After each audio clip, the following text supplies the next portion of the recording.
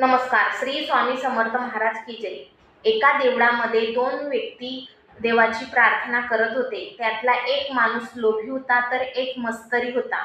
देवाने त्यांची प्रार्थना स्वीकारली व प्रसन्न होऊन वर मागायला सांगितला व एक अटही ठेवली की जो जे प्रथम मागेल त्याच्या दुप्पट मी दुसऱ्याला देईन. तेव्हा लोभी माणूस म्हणाला की हे मत्सरी माणसा, तू आधी देवाकडून वर माग, तू एक चांगला माणूस आहे. तेव्हा त्या माणसाने जेव्हा वर मागितला की हे देवा, माझ्या एक डोळा तुम्ही निकामी करा, फोडून टाका, तेव्हा लगेच त्या लोभी माणसाचे दोन्ही डोळे फुटले. बघा, आपल्या जीवनामध्ये जर लोभ आणि मत्सर हे जे काही वाईट गुण आहेत ते जर असतील तर आपल्या जवळ जे काही आहे ते सुद्धा आपलं राहत नाही आणि जे भेटणार आहे ते सुद्धा